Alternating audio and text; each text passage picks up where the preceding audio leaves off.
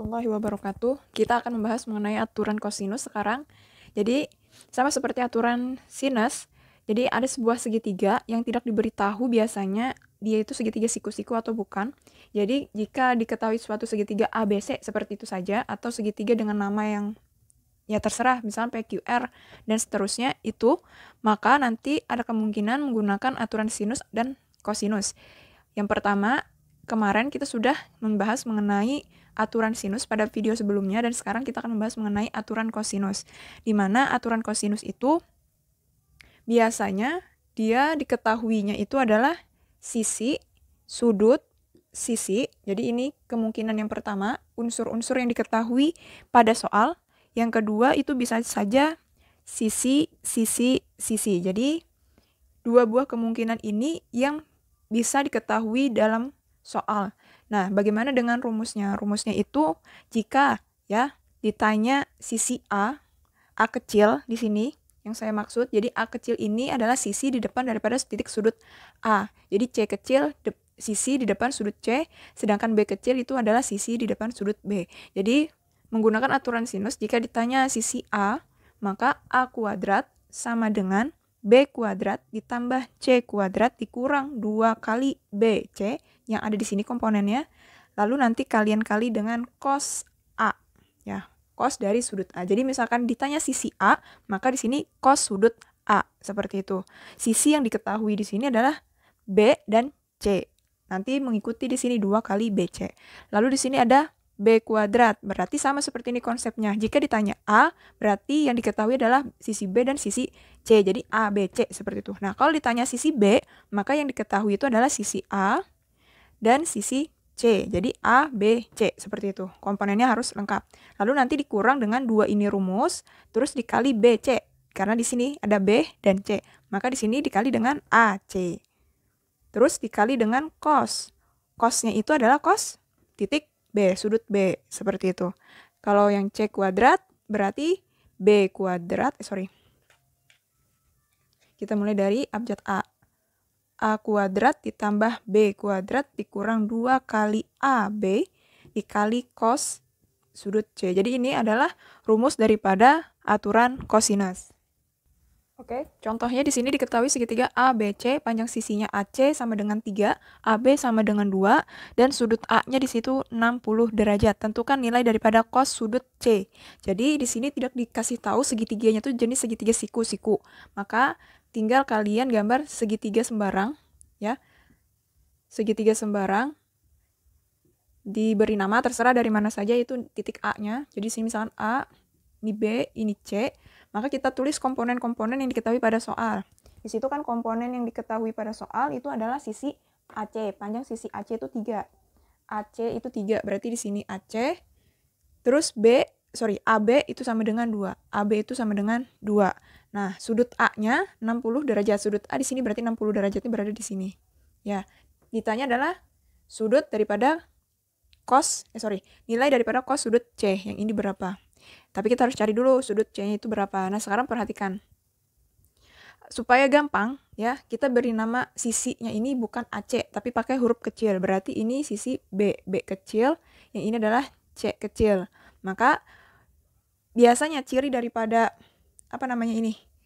aturan kosinus, itu dia, sudutnya itu diapit oleh 2 buah sisi. Seperti ini. Jadi 2 buah sisi ini membentuk 1 buah sudut. Nah, itu adalah biasanya ciri daripada aturan kosinus. Atau bisa juga diketahuinya ketiga buah sisi itu. Jadi, tadi kan ada 2 kemungkinan. Yang pertama, sisi, sudut, sisi. Jadi, sisi, sudut, sisi. Jadi, sudutnya itu diapit oleh 2 buah sisi, ya. Atau 2 buah sisi itu membentuk 1 buah sudut.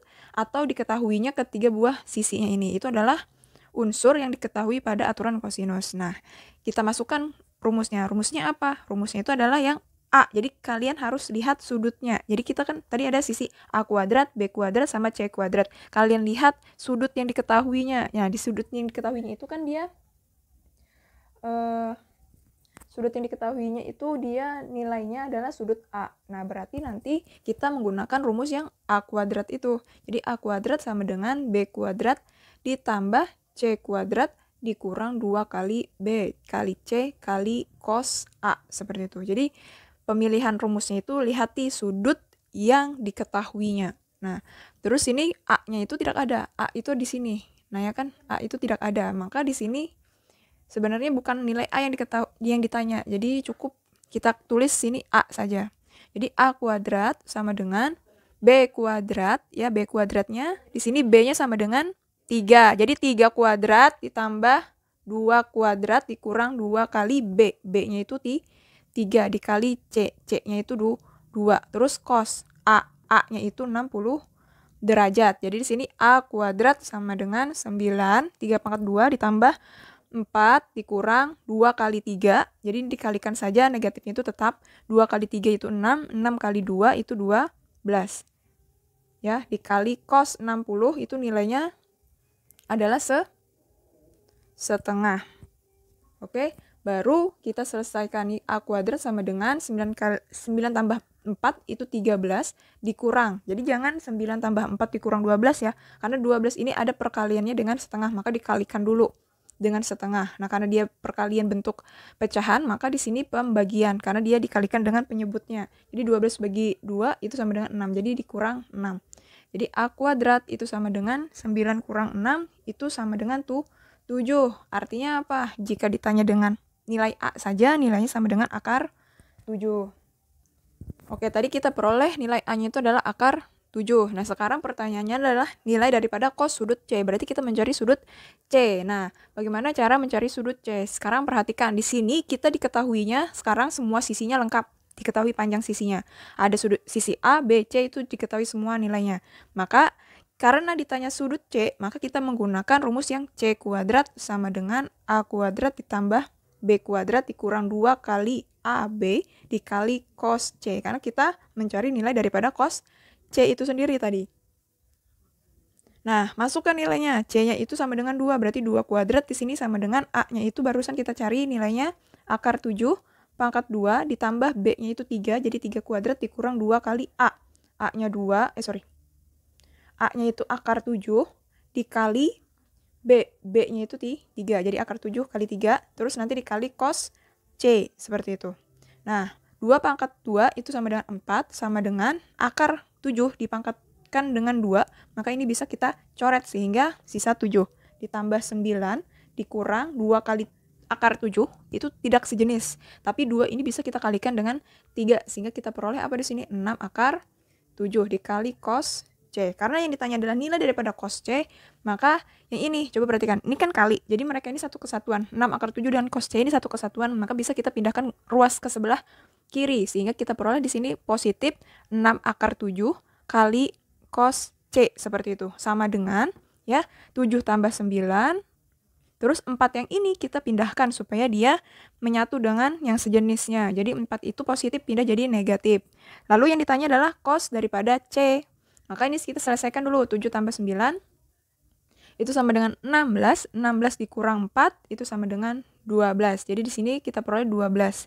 Ya, lalu di sini kan dia kali nih. Kali pindah ruas jadi bagi. Jadi bagi 6 akar 7.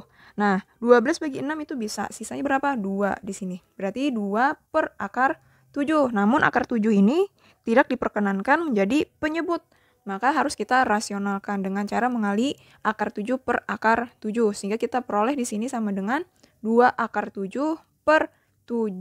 Kenapa? Karena akar 7 itu dikalikan 2 kali, maka dia sama aja dengan akar 7 pangkat 2. Kan sama kayak tadi nih, dicoret akar dan pangkat 2-nya itu sehingga diperoleh nilai 7. Bisa sampai sini selesai atau biasanya dia disederhanakan bentuknya menjadi 2 per 7 akar 7 seperti ini. Jadi nilai daripada cos C itu nilainya sama dengan 2 per 7 akar 7. Jadi tidak perlu kita mencari sudut C itu berapa.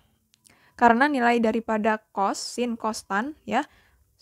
Khususnya cos maksud saya, itu tidak ada nilainya yang 2 per 7 akar 7 pada sudut istimewa. Jika kalian ingin mencari nilai daripada sudut C itu sendiri, maka ini harus menggunakan kalkulator untuk menentukan berapa derajat dari 2 per 7 akar 7 dari cos itu. Oke.